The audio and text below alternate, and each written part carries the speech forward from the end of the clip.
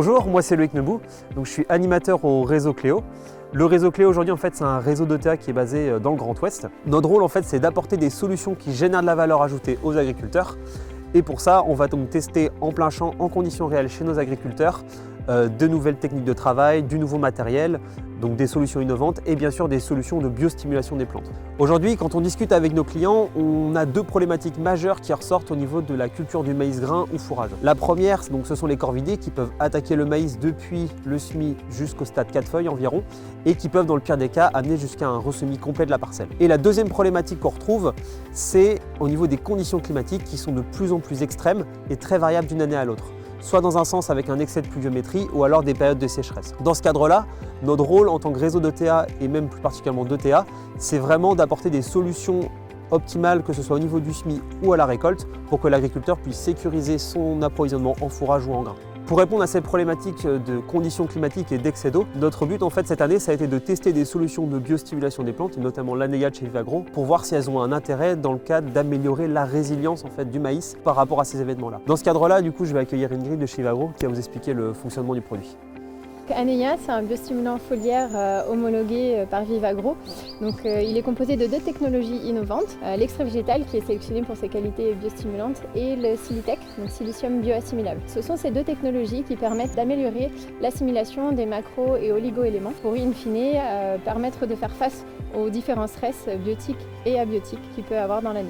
Aujourd'hui, Loïc, au sein du réseau Cléo, comment vous avez appliqué l'ANEIA dans les parcelles? Cette année, on a mis l'ANEIA, on a fait des essais ANEIA à une dose de 1 litre hectare au stade 7 à 8 feuilles. Pour faire ces essais-là, on s'appuie sur l'ETA Amont, qui est une ETA de notre réseau. Et c'est elle qui a réalisé l'appréciation de pulvérisation. Ça nous a permis de positionner les bandes au GPS avec le pulvérisateur, savoir où est-ce qu'on avait mis le produit. Et ensuite, pour mesurer le rendement et le gain effectif du produit, on va s'appuyer sur une machine avec des capteurs embarqués. D'un côté pour mesurer le rendement et de l'autre avec des capteurs proches infrarouges pour mesurer la protéine.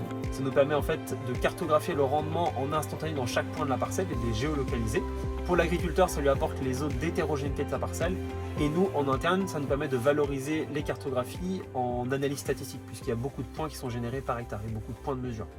En plus de ça, sur cette machine, on a ajouté un capteur proche infrarouge, un capteur NIR, qui nous permet d'analyser la qualité du maïs grain qui a été récolté, et notamment la protéine, mais aussi sur d'autres cultures comme le blé. Et donc là, ce que vous pouvez voir, c'est qu'on a effectivement la cartographie du rendement, et aujourd'hui, on a ce même type de cartographie de la parcelle avec la protéine. Ça permet du coup à l'agriculteur de piloter plus finement aussi son alimentation derrière dans son élevage. Et chez l'agriculteur aujourd'hui, chez qui on se trouve, c'est très important puisque lui va l'utiliser derrière pour valoriser ce maïs auprès de ses animaux. Et donc la protéine auprès des cochons, c'est quand même très important pour bien piloter l'alimentation.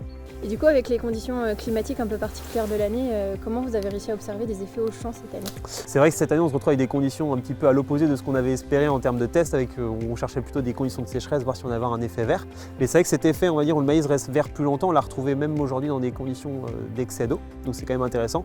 Maintenant, après, pour la partie effet rendement, là, on attend du coup de voir les résultats à la récolte de ce que ça va donner. On pense que du coup, il y a eu quand même un effet où ça a permis de stimuler la croissance de la plante, permettre une meilleure alimentation. Maintenant, voilà, on va pouvoir vérifier du coup si ces effets-là se traduisent sur le rendement et ou la qualité, notamment sur la partie protéine du maïs. Effectivement, c'est tout l'objectif d'une solution biostimulante comme ANEIA, c'est qu'elle s'intègre facilement aux itinéraires techniques pour derrière aller chercher du gain de rendement, que ce soit en qualité ou en quantité. Donc le réseau Cléo a aussi testé ANEIA en T3 au stade floraison cette année. Est-ce que tu peux nous en parler un petit peu, Loïc? C'est ça, alors ça c'était la deuxième campagne de test qu'on a faite, ou plutôt la première dans le sens de la chronologie. Donc on a mené ces essais en juin sur du blé au stade floraison dans le but d'aller voir si on allait gagner en rendement et ou en qualité du blé, que ce soit sur la partie PS ou alors protéines.